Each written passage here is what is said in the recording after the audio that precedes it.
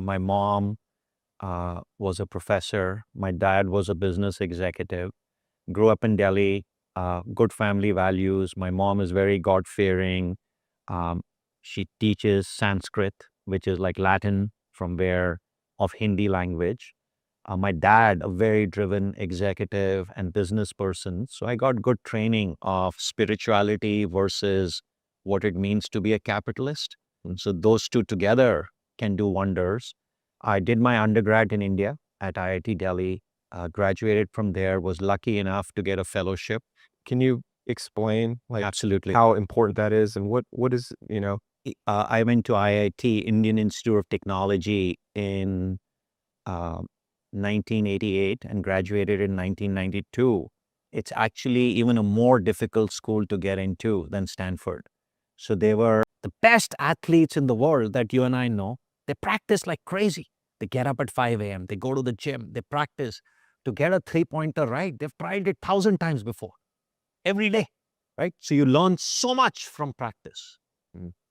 But I believe the most you learn is from failures. Failures of yours, failures of your coaches, and failures of your mentors, friends, and advisors. So to me, surrounding yourself by excellence, you cannot become an expert at everything. Experience counts for something. So if I'm trying to become a good parent, I can read, then I learn through parenting. But why won't I ask people who have already parented? That's what world-class athletes do. If I'm a tennis player, I have somebody who helps me improve myself. Somebody helps me improve my background. Somebody for my anger management issues, right? So I would say learn from books. Good. You can read blogs. You can watch me. Nobody wants to fail. Nobody starts something to fail. Mm. I think for myself, I'm like 15 years into being in my startup, and I still think about the mistakes from 2010.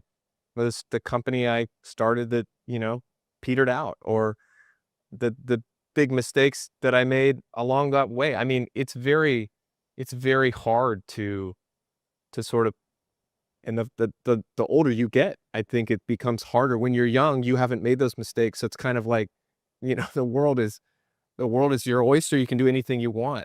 And then as you make mistakes along the way, and hopefully you learn from them, but like, those little seeds of doubt kind of sit in the back of your brain, Yep, they in do. your heart. And you have to find ways to, and what I'm sort of hearing from you is like, you have to learn from them, so that you can get better, so that you can improve. But you also, so you can't like completely push it out so that it never happened, but you also can't let that sort of that feeling and that voice sort of overcome the things that you actually want to accomplish. Yeah, yeah. I think you have to just learn from it. I always tell myself and others, let's make new mistakes. Let's not make the same mistakes. We're still going to make mistakes because we're all humans, because we are going after things which haven't been done before, right? I don't know what you and I are going to be discussing today, right? So let's just have fun and assemble things along the way, right? But there's enough pattern recognition, and that's why I always believe giving those 10,000 hours yourselves or listening to other people who are your advisors, parents, mentors, who have given those hours will only make you better.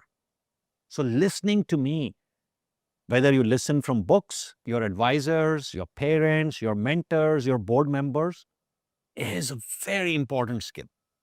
Very important skill.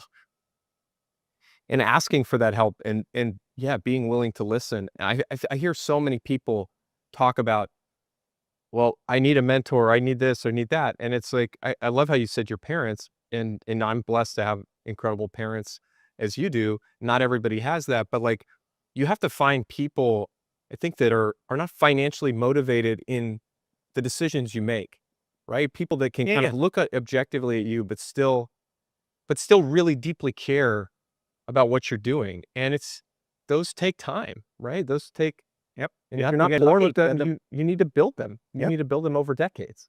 And that's the most important thing. Yeah. Do you have mentors? Do you have people Yeah. that, I've had many mentors along the way. I think one of your professors at Stanford, Yep. he helped you get into your Correct. first startup, Yeah. right? So his name is Anup Gupta. He was my advisor and we had worked on this Stanford project to essentially put Stanford classes on the internet. Yeah.